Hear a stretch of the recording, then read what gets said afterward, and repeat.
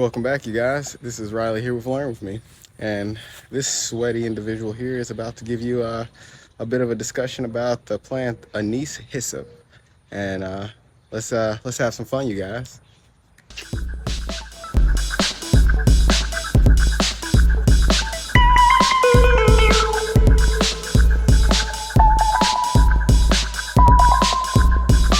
What's up, you guys? It's Riley here with Learn With Me.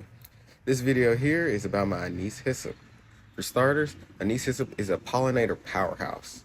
It's deer resistant, attracts lots of pollinators like hummingbirds, bees, and butterflies. Another thing that I love about it is that it's drought tolerant and it's a very low maintenance plant. Fun fact about it is that it has like a licorice smell and the blooms will stay for months at a time. Welcome back, you guys. Who's ready to talk about plants? To begin, Anise Hyssop is a versatile and hardy perennial that is known to grow well in Memphis, Tennessee, and specifically USDA zones 4 through 9. It is native to North America and it grows in the Great Plains and Canada as well. Like I said before, I live in Memphis, Tennessee, so if you stay anywhere near there, this will be the ideal herb to grow in your garden. Not only that, but it has the most lovely flowers, as you can see. One thing that I will know from personal experience is that it does die back in the winter, and it typically does make an attempt to come back in the spring. But that being said, I have had some that hasn't come back in the spring, but that wasn't due to anything in particular outside of like just more extreme circumstances. Also, when I discuss like extreme circumstances, I'm not saying anything too crazy, but one situation in which I had Anise Hyssop not really come back was a situation where I had it in a closed off bed, and I also planted mint in that same bed. And don't worry, you guys, I already know what you're gonna say. Why would you plant mint in that bed? Well, you guys, like I say always, like gardening is just a beautiful thing where you can kind of learn from experience when it comes to certain like aspects and stuff like that. And you've probably heard me say this before. Of course, I didn't come up with this phrase, but sometimes you win, sometimes you learn. In this particular aspect, I learned that planting mint in the same bed is another thing that is considered a perennial.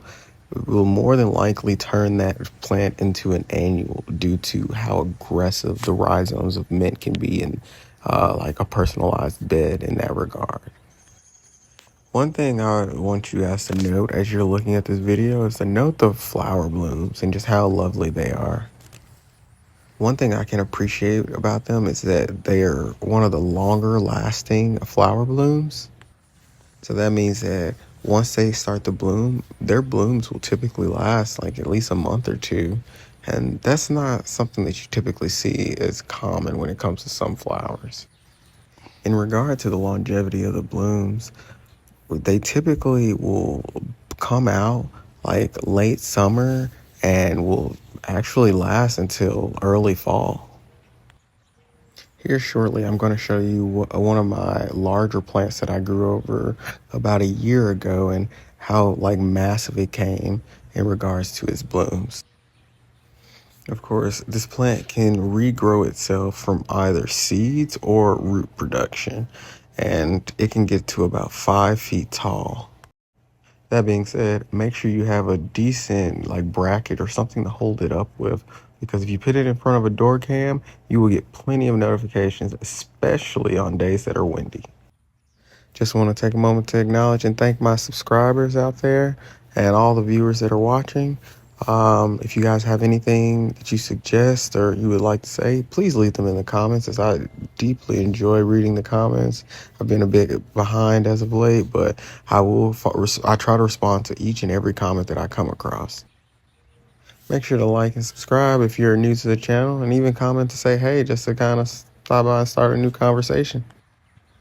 If you can, to both my returning and new viewers, share the video so that we can go ahead and get the word out about these type of videos, and I can try to figure out what all everyone wants to see. As the season is winding down, I'm trying to get as more videos like this as I can before the winter comes and decimates my crops. But I appreciate your support as always. Let's get back to it. In regard to the plant itself, a lot of the components of the plant are edible, including the leaves and the flowers specifically.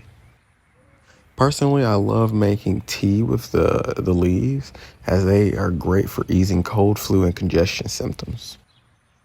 Some other aspects about the plant itself is that it's antiviral, antibacterial, and it has great digestive benefits.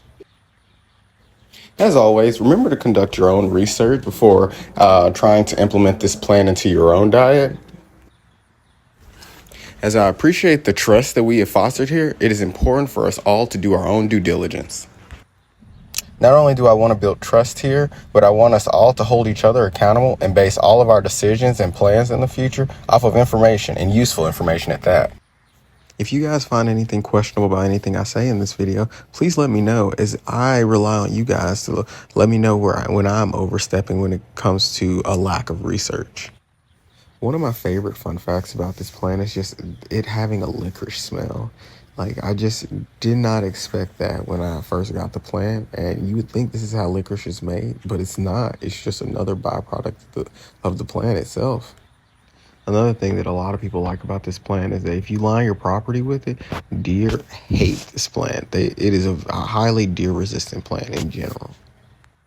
If you guys have any other facts or anything interesting that you think you know about this plant, please let me know in the comments. But yeah, you guys, that'll wrap it up for today. If you guys have any questions or any comments or anything that you'd like to add so that all of us get to learn a little bit something extra, please let me know or leave it down in the comments. Otherwise, if you guys want to support the channel, like I said, there's always links in the description. And if you want more information, I try to include as many sources and pieces of information as I can in the description. So feel free to go there to look into more stuff like that. So until next time, stay breezy.